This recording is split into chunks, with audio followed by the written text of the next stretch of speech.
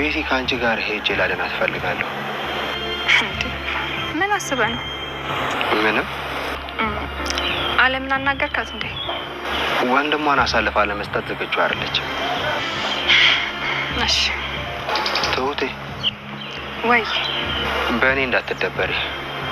እናቴ ክፉ ነገር እንዲያገኛት አልፈልግም፣ ግን ደግሞ ጥሩ ባልሆነ ነገር ላይ አልተባበርም። ምናልባት ወንድሟ ጥሩ ስላልሆነ ይሆናል። ሙድና ውሳኔ ደግሞ ምን አገናኘ? አባዬ በተደጋጋሚ ከእሷ ጋር ስለሞተችው ሚስቱ ሲያወሩ ትዝታው ተቀስቅሶበታል። አባዬ ምን ሆኖ ነው? አያይ በወሬ ምክንያት በተደጋጋሚ አውርተው ነው። በቃ እስኪ የሆነ ነገር እናስባለን። ችግር የለውም፣ እኔ ያለሁ። በቃ እሺ፣ ከዚህ ሙድ እንዲወጡ የሆነ ነገር እናስባለን። ግን ቤቲን ለማዳን ገዛ ያለበት ድረስ መሄድ አለብን። አንዴ ይዞኛል፣ ድጋሜ ከያዘኝ አይለቀኝ። ችግር የለውም፣ እኔ ያለሁ። እሺ እኔ ያለሁ።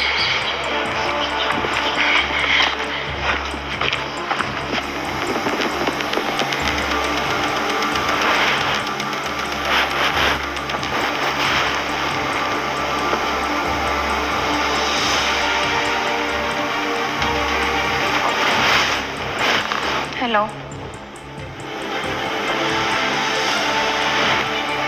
ገዛኸኝ? ስልኬን ከየት አገኘ? እሺ ምን ፈልገህ ደወልክ? ምን ልጄ ምን ሆነ? ይህን ወረቀት ትፈርሚልኛለሽ? አይደል ልፈርምልህ? እኔ በፈርም ራሱ አንተ ትላለህ። እንግዲህ ነግሬሻለሁ፣ ልኬን አታስጨርሽ። ቆይ እዚህ ጋር የጻፍከው ብር ምንድን ነው? የሰጠውሽን ነዋ። ያመሃል ልበል? የሰጠኸኝን 5 ሳንቲም ሳለካ እንዳስቀምጠው ነበር። አደራ አይደለ እንዴ? እኔማ የባለቤቴ ነው ብዬ ነበር። ለካ አንተ። አምኜሽ ነበር። እኔም አምኜክ ነበር። ምን አደረግኩሽ ታዲያ? የሰጠኸኝን ጠየቀኝ። 1 ብር ሳይኖረኝ የምትውሽ ይመስልሻል? ጥሩ፣ በዚህ መንገድ ከሆነ የምትቀበለኝ የፈለግከውን አድርግ። ደግሞ እዚህ ላይ ጣፍከውን ገንዘብ አስተካክል። አስተካክዬ መጥቼ ትፈርሚልኛለሽ። እሺ። ገዛኝ ያሰበውን ያቀደውን ነገር እንግዲህ ዛሬ ፈጽሞታል ማለት ነው። ምክንያቱም እሱ ሰው ከመጉዳትና ከማሰቃየት ወደ ኋላ አይልም። ከዚህ በፊት በተደጋጋሚ ቤቴን ሲያስፈራሯት ነበረ።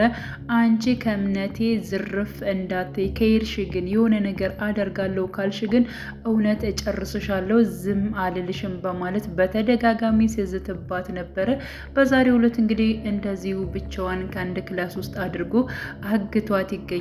እንደ በፊቱ ከቤት ውስጥ ሳይሆን ወጣ ብሎ ካለበት ቦታ ማለት ነው። እንደዚሁ ብቻዋን አግቷት ይገኛል።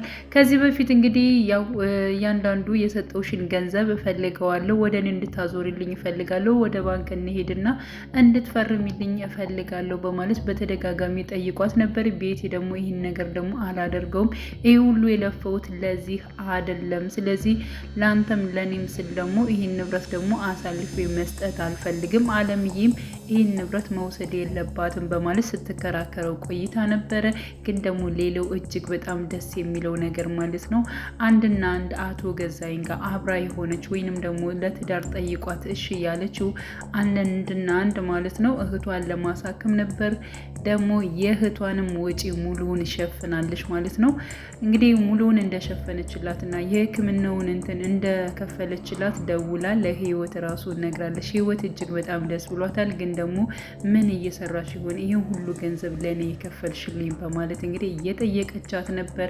በዚያ ሁኔታ ብቻ በጣም ደስ ብሏታል ማለት ነው ቤቲ ማለት ነው። እና አሁን ላይ እንግዲህ አለምዬ ማለት ነው ናቲ አናግሯት ነበረ። እንዲሁም ደግሞ ማድረግ ያለበትን ትሁትና እንዲሁም ናቲ ከተነጋገሩ በኋላ ያው ትሁትም የተናገረችው ነገር አለ ማለት ነው። ቤቲ ያለችበት ሁኔታ እጅግ በጣም ታሳዝናለች። አሁን ላይ ራሱ አቶ ገዛኝ የት እንዳደረጋት አላቅም፣ በእርግጠኝነት አግቷታል። እኔም ደግሞ እሱን ተከትዬ ለማየት ሞክሬ ነበር፣ እንዲሁም ጠይቄው ነበረ።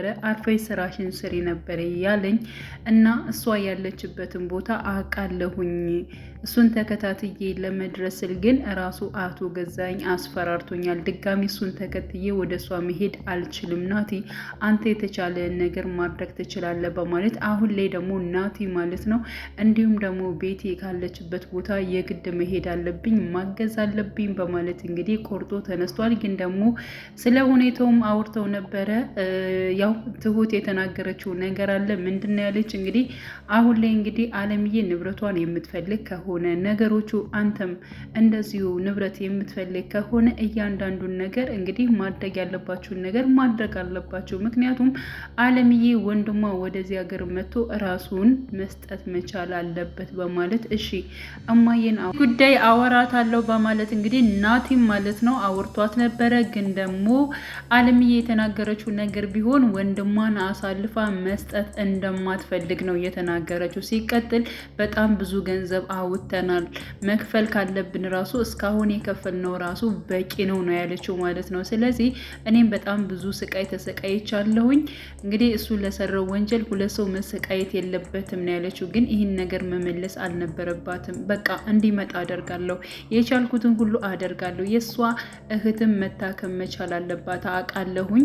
ቤቲ ተበድላለች ብላ እንትን ማለት ነበረባት ማለት ነው። በነገራችን ላይ አለምዬን እንደዚያ ሲያሰቃያት የነበረው ከቤቲ ይልቅ ራሱ አቶ ገዛኝ ነው ማለት ነው። የኔን ወንድነት ቀማችኝ፣ ቤት ውስጥ ሁሉ እሷ እንዳባወራ ሆነች በማለት እንግዲህ ከቤቲ ይልቅ ማለት ነው አለምዬን ጨቁኗት፣ አለምዬን ሲያሰቃያት የነበረ የገንዛ በሎ አቶ ገዛኝ ነው ማለት ነው። ስለዚህ አለምዬ የተናገረችው ነገር ልክ አይደለችም። ቢያንስ እንኳን ወንድሟን ማንጣት ባችል በተለያዩ ነገሮች ቀስ ብላ ነገሮቹን ለመፍታት መሞከር መቻል አለባት። ከራስ ወዳድነት መውጣት መቻል አለበት። እህቷን አሳክማለሁ ብላ ነበረ።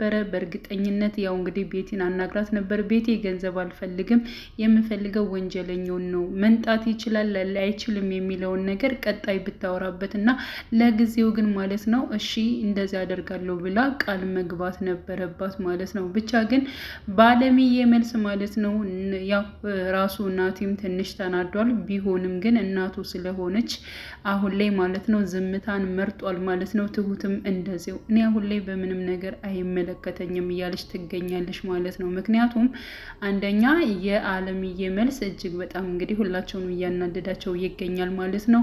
ሌላው እንግዲህ ያው የህይወት ጓደኛ የሆነው ማለት ነው ቤቲ ስለጠፋችበት ለመፈለግ መጥቶ ነበር። በአጋጣሚ እንግዲህ ትሁትንም አግኝቷት ነበረ። ትሁትን ጠይቋት ነበር። እንግዲህ ባቢ የጠየቀው ቤቲ በጣም ቆይታለች አልመጣችም፣ ምን ሆኗት ነው? ባሏን እንድታሳይኝ ይፈልጋለሁ በማለት እንግዲህ ያው ትሁትን ጠይቋት ነበረ። ግን ደግሞ ለሱ አደጋ እንደሆነ አንተ ከሷ ጋር ከተገናኘው ወይንም ደግሞ ከሱ ጋር ከተገናኘችው ወይንም አቶ ገዛኸኝ እህት እንዳለቻት ከሰማ ለሷም በጣም ችግር ነው የሚሆነው። ስለዚህ እባክህን ከዚህ ሂድ፣ ስልክ ቁጥር ስጠኝና ስለሷ አዲስ ነገር ካለ ደውዬ እነግራለሁ በማለት እንግዲህ ባቢንም አሰናብተዋለች ማለት ነው። በነገራችን ላይ እንግዲህ ትሁት የተቻላትን ነገር አሁንም ከማድረግ ከመስራት ወደ ኋላ አላለችም ማለት ነው። አቶ ገዛኸኝንም አናግራለች። እንዲሁም ደግሞ ከአባባም ጋር ያወራችው ነገር አለ ትሁት ማለት ነው። ምክንያቱም ናቲም እንዲሁም ደግሞ አለምዬ ንብረታቸውን ይፈልጋሉ። ንብረቱን ደግሞ ቤቲ ትፈልገዋለች። ምክንያቱም እህቷን ለማሳከም ትፈልገዋለች። አሁን ላይ እንግዲህ ቤቲ አቶ ገዛኝ አግቷታል። አባዬ ምን እንደምል አላቅም፣ በዚህ ውስብስብ ብሏል። ሲቀጥል ደግሞ አባባም የተናገረው ነገር አለ። አቶ ገዛኝ በጣም ጨካኝ ናቸው። ስለዚህ እሷንም የሆነ ነገር እንዳያደርጋት በማለት እንግዲህ ለቤቲ ሲያዝን ነበር። ያው እንግዲህ ቤቲ አሁን ላይ አግቷታል ማለት ነው። እና አቶ ገዛኸኝ እንግዲህ በጣም ብዙ ነገሮችን ከወንጀል ላይ ወንጀል እየሰራ ይገኛል ማለት ነው። እና ቤቲ ይህን ነገር ስታደርግ የነበረችው አንድና አንድ እህቷን ለማሳከም ለእህቷ ብላ ነበር። አሁን ሲቀጥል ደግሞ ህይወቷ እንደዛ ሆኖ አሁን ላይ ደግሞ አግቷታል ማለት ነው። እና አሁን ከታገተችበት ላይ ደግሞ ያው እናቴ ካወጣታለሁ በማለት በቃ አንቺ ቁጭ በይ፣ እኔ ግን አባቴን ተከታትዬ በእርግጠኝነት ማለት ነው ቤቲን አመጣታለሁ በማለት እንግዲህ እናቴ ራሱ ቃል ገብቶላታል ለትሁት ማለት ነው። ስለዚህ ቤቲ ከዚህ በላይ መሰቃየት መቻል የለባትም።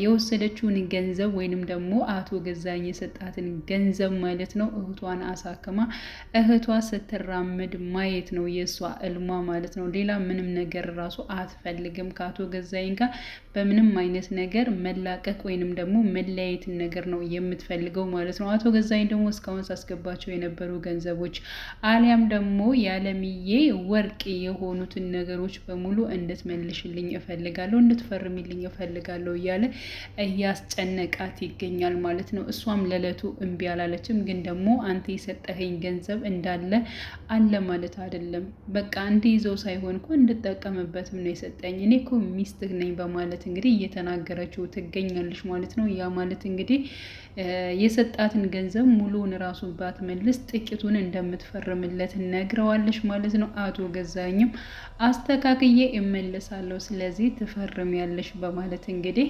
እሷም ደግሞ እሺ ብላለች ማለት ነው። ምን ሊደርሳል ናቲስ ካለችበት ችግር ሊያወጣት ይችላል ወይስ ደግሞ እንዴት ነው የሚለውን እንግዲህ ሁላችንም በጉጉት የምንጠብቀው ይሆናል። ሌላው እንግዲህ ስለ አለምዬና ስለ አባዬ ጉዳይ ማለት ነው።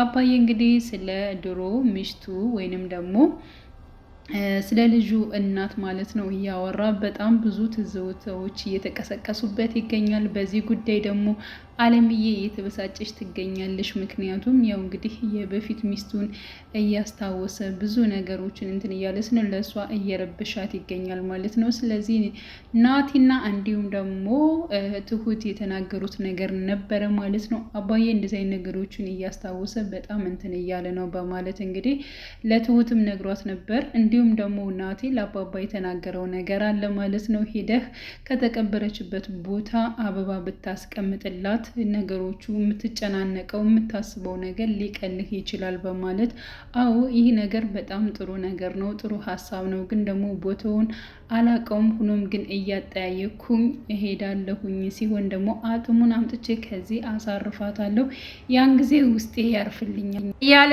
ይገኛል ማለት ነው። እንግዲህ ቀጣይ ፓርት ሁላችንም በጉጉት የምንጠብቀው ይሆናል።